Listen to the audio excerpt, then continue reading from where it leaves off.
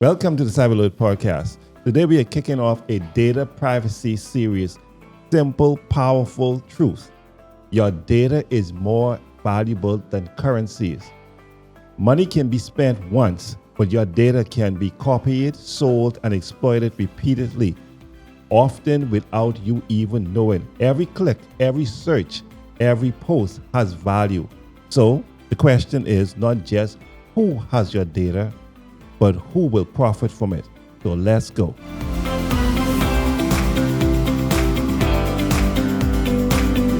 Welcome back to another episode of the Cyberload Podcast. I'm Sherwin, your host, and always with me is my brilliant co-host, Lalea Evans, aka Cybergirl. Hello, everyone. I am super excited to be here like always. And I think I'm really more excited because we are starting a 4-part series all about something that all of us have experienced. I mean, let's pause and think. Have you ever have an experience where you're looking through your phone or you may be talking about something, maybe to your friend, maybe you have a thought about something, and then you scroll through social media and an ad pops up on that exact same thing you either talked about or even maybe thought about? And then sometimes we feel like, okay, that's weird. Maybe our phone is actually listening to us. Yeah, but today we are actually laying the foundation before we dive deep into the end of what is data privacy, because data privacy is so vast. We are going to lay a foundation. We're going to be looking at before we dive into the such thing as the act inside the Bahamas, the GDPR, which is inside Europe. Yeah. And then we have different privacy laws that are inside a different Caribbean country. We want to make sure that we understand the basics, and that's why we're laying the foundation. We want to ask the why. Why should an average person in Nassau or in the Caribbean, anywhere in the world, should consider and be concerned about data privacy? Listen, this is like a huge topic I love to speak about, especially when it comes to like data sovereignty and knowing where your data is, who's hosting your data, and all of that. So I really excited for this 4-part series and just us diving deeper and just educating everyone on why your data is important. And it is important. And before we dive deep into data privacy, we have to put on a disclaimer. We have to let everyone know, and our disclaimer is that we are not attorneys and we do not provide legal advice, whether locally or internationally. However, we are cybersecurity professionals with deep expertise in protecting data and managing information and security risk. Our guideline is based on industry best practices and our experience securing digital environment. Yes, definitely. So let's get started. Let's now put in the ground foundation of data and data privacy. So a lot of people sometimes get confused between the difference between data security and then data privacy because they're not really the same thing.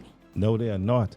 See, you have to think of data, think of it as a house. Security is the lock, the front door, the alarm systems that keep the intruders out. But privacy is like the curtains.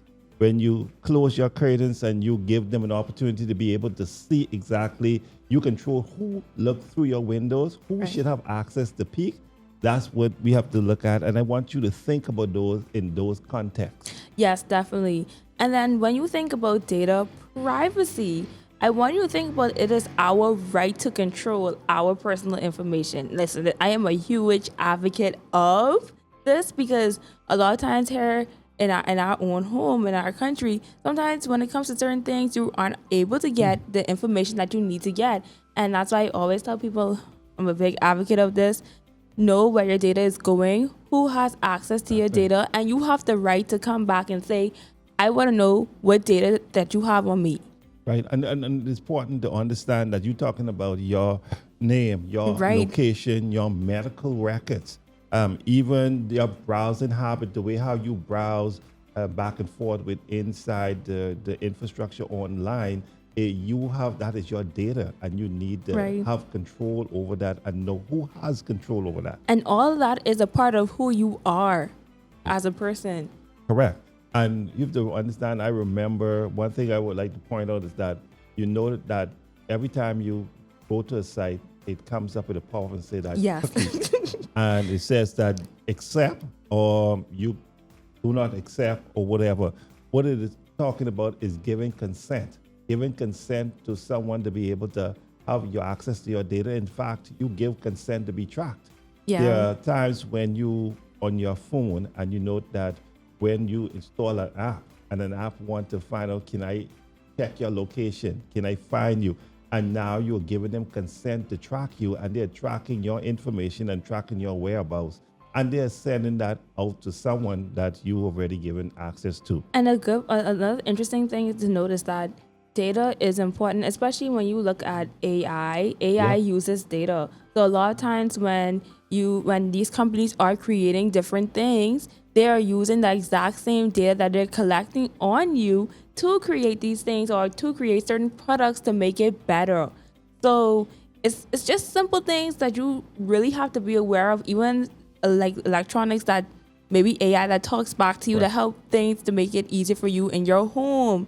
Right. They are collecting data from that, even just listening to your voice. Or sometimes I've heard that when you're using certain tools and you say something, they always leave in that extra seconds and can still hear different things that you're communicating in the background while you're giving commands or while you already complete your commands. Right. So all these things, we think that our data isn't needed, but people are using this, and our data is being sold too on the dark web and in so many different places on the internet. So we have to be aware of that. Now, before we move on to find out why it is so important, I mentioned cookies, and I want persons to don't think about cookie as something that no chocolate chip flavor or some Oreo cookies. This has nothing to do with the flavor of chocolate chip or Oreo. What this is a small file that track you from a site, that track your whereabouts. Wherever you go, you're being tracked. You're giving them information on yourself. So in the event that, they can do whatever they want, they can actually use that to even send you promotional materials because they know that you spend more time inside this location. So these are the things that use to track persons' whereabouts, so that you are able to just send them certain promotional materials, or if you just want to track someone to know what they're doing as well. Especially because when, like I mentioned earlier, when you go on social media, you might go online looking for a dress. When you look, that same dress pop up right on your social media page, and you're like, how?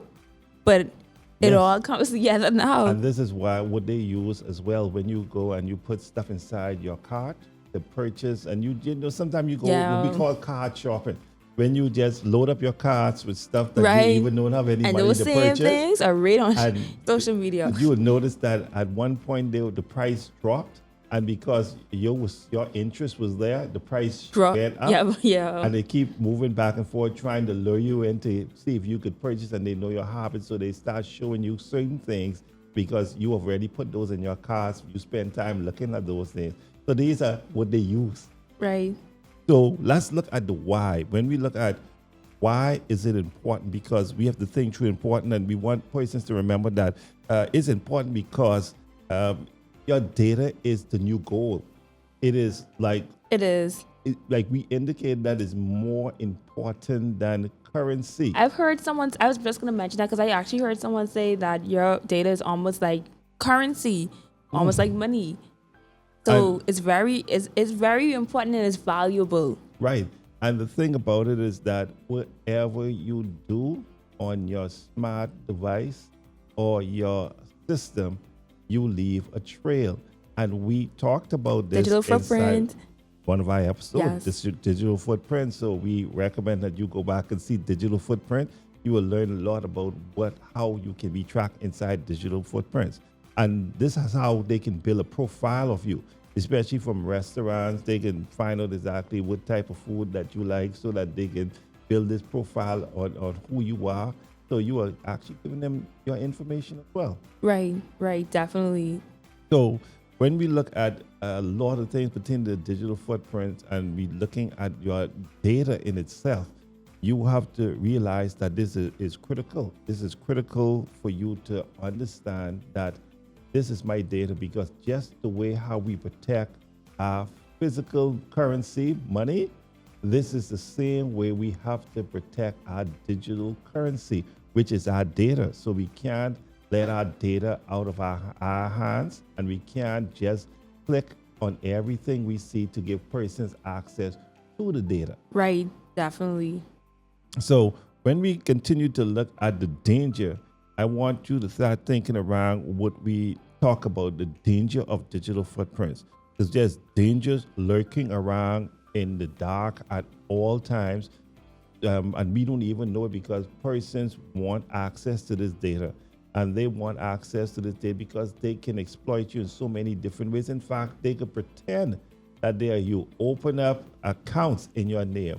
They can go and get so many different things. Next, someone voting for you. Identity theft, honestly. Identity theft. So let's talk about the danger that lurking, because isn't just theoretical. We have some massive wake-up call when we look out there and we see all the different vulnerabilities.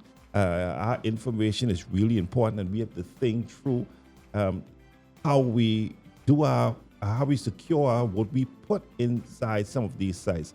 So could you tell us about a few breaches that would have happened during the time? Yeah, so definitely inside cybersecurity, malicious actors or hackers will normally do a data breach. And basically this what happens is when they get into a company and get access to that company's data, which would be your information. So an example of this, because we have a few examples, and one that happened really, really recently is Booking.com. And basically what happened is that there was an unauthorized third party. So they were operating with another company, and that company got attacked or breached, and it gave them access to guest booking. Yep. And even like physical addresses were saved, but the data was still exposed, and it was highly sensitive. I've heard even to the point where the users were getting phishing emails, and the phishing emails were almost exactly like a real message that they would receive from Booking.com. It had their flight number, their address, where they were going. Like it was the exact same, but the whole thing was fake. So once, for example, with that phishing, when hackers do that, their phishing scams become more targeted, which is spear phishing. So now, because they have all that information from you, from that particular user or from the company about you, they now are able to create phishing emails that are really targeted to you, and it looks so real. And now you fall victim into a phishing scam because of that. And it's important because when you think about your data and persons being able to phish you, and data is a gold mine. I don't think we understand how important it is to secure our data. But think about it. And we mentioned this in one of the episodes about your medical records. Right. Imagine someone having access to your medical records, and knowing us, we are very private, and we don't want no one to have access to your medical. But just to mention another breach that happened that just recently, and it was McGrail Hill Salesforce leak that just happened, and it was a result of a misconfiguration that led to an exposure. So when you think about system configuration, whether it is local system or cloud-based system, you have to ensure that things are configured properly and securely, because even a misconfiguration can lead to a data breach. And Right. so we have to be very careful when we do that as well. So there are danger out there where that we actually give them access to it because we don't know any better. And there are dangers out there because we give them access because we did not follow the proper protocol. I think I also want to add to that. We often, when we go on sites, sometimes I know sometimes I'm fall victim of this too, where you log on a site because you want to do something specifically, and you're like, oh, I'll log on because some of these sites actually force you to Right. log on. So in your head, you're just logging on, and you're not thinking or being mindful of where your information is going. You're just saying, even if you're using your email to sign up through maybe, let's say they're asking you can use your Google account or something like that, and then connect it. You can connect your email to a particular site. Sometimes you don't really think about it. You're just like, I just want to get this job done. Let me just connect it and move on. But then you're not considering where all your data is going to, and you're not coming back to that site again. Yeah. Sometimes you're not coming back to that site. You're not really thinking about it, and in that moment, you're literally giving people access to your information. Another thing is that when you get alerts that says, okay, your information was breached within a data breach within a company that you put your information in, please change your passwords, because a lot of times you could sit there.